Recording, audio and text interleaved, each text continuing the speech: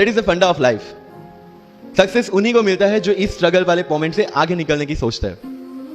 जब भी आपको लगे कि आपके सिर पे बहुत मुसीबत है, जब भी आपको लगे कि आप हर तरह से गिर चुके हैं, जब भी आपको लगे कि आपके पास कोई ऑप्शन नहीं है, तब एक चीज आप अपने दिमाग में लाइएगा कि यही मोमेंट है जहां से आपकी तकदीर बदलने वाली है।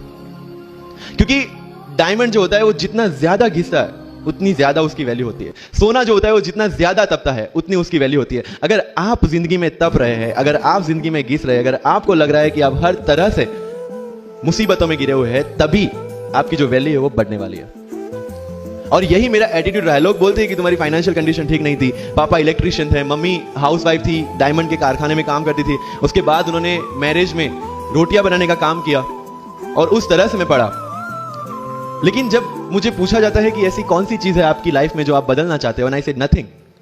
क्योंकि वो चीजें नहीं होती मेरी लाइफ में तो शायद आज आपके सामने में नहीं होता। तो अगर लाइफ में प्रॉब्लम्स है, अगर लाइफ में स्ट्रगल है, जैसे सर ने बोला है struggle is part of life, and I strongly believe in that. क्योंकि अगर हम दिल्ली में थे, मेरे दोस्त के साथ में निकला बाहर घूमने, बोलता है यार ऐसी लाइफ चाहिए, कोई मगजमारी नहीं, आराम से बैठते हैं पूरे दिन एसी वाले कमरे में, बहुत सारे पैसे हैं और कोई टेंशन नहीं, ऐसी लाइफ चाहिए मुझे। मेरे पास ऑप्शन है। तो क्या बोला, देख सामने एटीएम का रूम दिख रहा है, एसी वाला कमरा है, बहुत सारे पैसे, कोई मगजमारी नहीं, जॉब ले ले। क्यों आईएएस आईपीएस में दिमाग खराब कर रहा है? अगर स्ट्रगल नहीं चाहिए तो you have to compromise with that life. जब भारत वर्ष का सपना चंद्रगुप्त ने देखा, चाणक्य ने देखा, और उस भारत वर्ष को बनाने के लिए जब ये संघर्ष जारी था, और तब नंद के राजा धनानंद की डॉटर दूरदराज से चंद्रगुप्त को प्यार हो जाता है, और जब चाणक्य उनको बोलते हैं कि नहीं तुम्हें उससे दूर रहना है, और तब चंद्रगुप्त बोलता है आचार्य कभी कभी सोचता हूं कि जिंदगी में या ये भारत के सम्राट बनने के लिए इतना त्याग, इतना बलिदान ना देना होता तो। और तब चाणक्य रिप्लाई करते हैं तो हर कोई भारत का सम्राट होता। This is the fundamental rule of life, attitude. और not for UPSC, for life even. Because when I am speaking in front of you in Hindi and English, to be very clear, I belong to rural background of Gujarat, और मेरा study जो हुआ है वो पूरा Gujarati medium में हुआ है, गवर्नमेंट स्कूल में। 12th तक का स्टडी मेरा गवर्नमेंट स्कूल में हुआ है, गुजराती बोर्ड में, गुजराती मीडियम में। And yet I can give my UPSC interview in English in Delhi and score such marks. Where did it come from? कहां से आता है ये? मुझे अभी भी याद है मेरा college National Institute of Technology Surat था, जहां पे मेरे साथ जो पढ़ने वाले बच्चे थे वो सारे सीबीएसई आईसीएसई वाले थे, और मैं एज ए एलियन वहां पे पहुंचा था, क्योंकि तब मुझे पता चला कि मैकडी जैसा भी कुछ है और उसमें बर्गर जैसा भी कुछ मिलता है। That was my first exposure to any metro city. And जब मैं उनसे इंटरेक्शन करता था और इंग्लिश बोलने की ट्राई करता था, तो जैसे संजू मूवी में इंग्लिश दिखाया गया है गुजरातियों का, जो जीरो को जीरो बोलते हैं, उसी तरह I was also like that. Mother tongue influence आ जाता है, इट्स वेरी ऑब्वियस।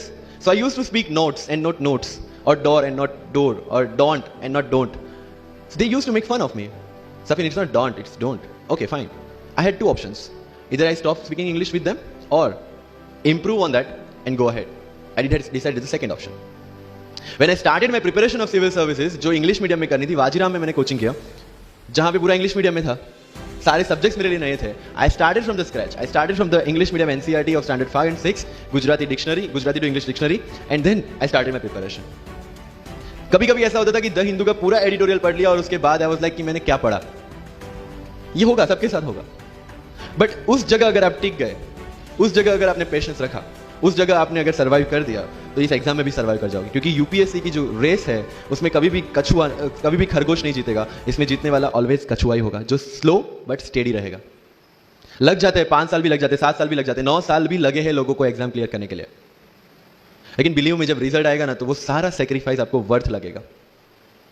आप पढ़िए लोगों के इंटरव्यूज। मैंने क्या किया कॉलेज के 4 साल में, I went through each and every interview of UPSC toppers on YouTube. Ira Singhal से लेकर टीना डावी मैम तक सबकी इंटरव्यूज मैंने देखे। For what? Just to know कि उन्होंने ऐसी कौन सी गलतियां की थी जिससे इनको इतना टाइम लग गया, और मुझे कौन सी गलतियां रिपीट नहीं करनी है। क्योंकि चाणक्य ने कहा है कि दूसरों के एक्सपीरियंस से जो सीखते हैं ना, वो जल्दी आगे आ जाता है, क्योंकि खुद सब कुछ अनुभव करके सीखने के लिए जिंदगी काफी छोटी है। I did the same. 4 साल में हर एक टॉपर का इंटरव्यू देख लिया, चीजें समझ ली कि ऐसी कौन सी चीजें जो इन सब ने की है, और ऐसी कौन सी चीजें हैं जो गलतियां हैं जो इन्होंने की और जो मुझे रिपीट नहीं करनी है। सो जब युद्ध के मैदान में हम उतरते हैं, इस चक्रव्यूह में उतरते हैं, तो अभिमन्यु की तरह नहीं, अर्जुन की प्रिपरेशन के साथ उतरना है कि हमें पता होना चाहिए कि इससे बाहर कैसे निकले। सुनो सबकी, करो मन की। This is applicability of your mind, क्योंकि आपकी स्ट्रेंथ, आपकी वीकनेस आपसे ज्यादा अच्छा कोई नहीं जानता, आपके पेरेंट्स भी नहीं, आपका सबसे क्लोज टीचर भी नहीं। आपको 3 बार चीजें पढ़ के समझ में आती है, किसी को 5 बार पढ़ के समझ में आती है, किसी को 1 बार समझ में आ जाती है। But I want follow the same path जो आगे लोगों ने फॉलो किया है, वो मेरे लिए बना ही नहीं। I have create my own path. Getting my point? Yes और नो? That's all. सर कितने घंटे पढ़े? 1 टेस्ट। रात को जब सोने जाते हो अपने आप से पूछो कि आज के दिन में कितना टाइम वेस्ट किया। वो वेस्ट होता टाइम जब कम होता दिखे, समझ लेना कि you are on the right track. Never ever go with the quantity parameters. 2 chapter खत्म करने, 5 चैप्टर खत्म करने, 15 घंटे पढ़ना है। No, it's very mechanical. You have to be very careful about this things. And one very very clear thing which the classmates of mine have done the mistake: never go for any shortcut. It will never help you in UPSC. लोग क्या करेंगे? Monthly magazine पढ़ेंगे through out the preparation, और फिर last 2 महीने में they will take 365। जब पढ़ा है और उसी में से वो मटेरियल बना है, तो जो चीजें पढ़ी है उसी को बार बार रिवाइज करने का क्यों हम नहीं सोचते? When you will read one thing for 5 times 6 times, believe me, you will get the thorough understanding of that particular topic. But अगर सेम टॉपिक को आप किसी और बुक में से पढ़ेंगे ना, you will have to start from the scratch, क्योंकि माइंड की मेमोरी जो जिस हिसाब से काम करती है, आपको उस हिसाब से काम लेना है उसके पास से। Confidence. Don't take certificate from others. आज तक लाइफ में हमने यही किया है। अगर किसी मैरिज में भी एकदम बन ठन के गए हैं, लेकिन जब तक सामने वाला मुझे नहीं बोलता dude you look good today, हमें सेटिस्फेक्शन नहीं होता। Isn't it? We want certificate from others. No, कोई जब तक मुझे आके नहीं बोलता कि तेरे से यूपीएससी हो पाएगा, तब तक मुझे खुद कॉन्फिडेंस नहीं होता कि मुझे यूपीएससी करना चाहिए नहीं करना चाहिए। या अगर कोई मुझे आके बोल देता है कि भाई 3 4 साल 5 साल तो लग ही जाएंगे, तेरे बस की चीज नहीं है, अगेन मैं सोचने बैठ जाता हूं। कुछ लोग तो, मेरे गुजरात में तो ये कल्चर है, यहां पे ये कल्चर है नहीं पता, लेकिन सम पीपल थिंक पहले एमपीएससी कर लो, पहले क्लास 3 क्लास 2 कर लो, फिर यूपीएससी के बारे में सोचो। ऐसा है यहां पे? यस और no? But you have to understand कि एमपीएससी जो है, जो क्लास 3 क्लास 2 एग्जाम्स है, उसकी रिक्वायरमेंट यूपीएससी की रिक्वायरमेंट से कंप्लीटली अलग है। अगर एमपीएससी ये पूछता है कि स्टैच्यू ऑफ यूनिटी कहां बना है, या किसने बनाया है, उसमें कितना केजी गोल्ड यूज हुआ है, या उसका आर्किटेक्ट कौन था, UPSC will ask statue of unity होना चाहिए या ना होना चाहिए।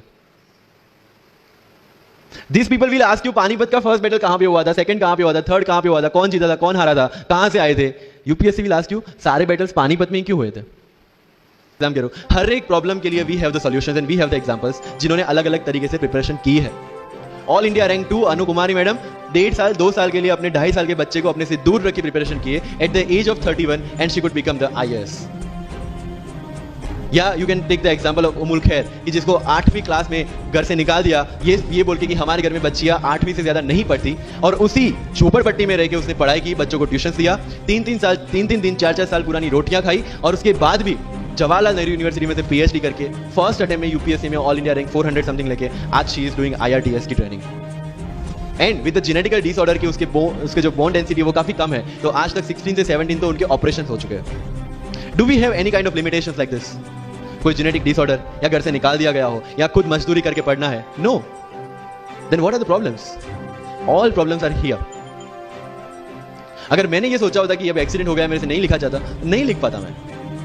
मुझे किसी ने पूछ लिया कि सफीन हसन के अचीवमेंट्स इतने हैं, इतना सब कुछ अब मतलब पा लिया है, what is the failure in life? And I said there is no failure in my life, there are certain experiences in my life. If you want to make it success और failure, it's in your mind. अगर किसी चीज आपके साथ कुछ हुआ, उसमें से सीख के आगे बढ़ने का एटीट्यूड आपके पास होगा, UPSC is all yours. So वही चीज जो कहावत है, deserve before you desire.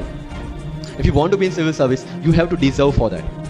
If you want कि आपके घर में फॉर्च्यूनर हो, तो पहले फॉर्च्यूनर रखने की जगह होनी चाहिए। In simple. तो लाइफ में जो मैं कंप्लेनिंग एटीट्यूड की बात कर रहा था, वो कंप्लेनिंग एटीट्यूड आपको कहीं पे भी नहीं ले जाएगा। You have to put all your complaints aside, start preparation.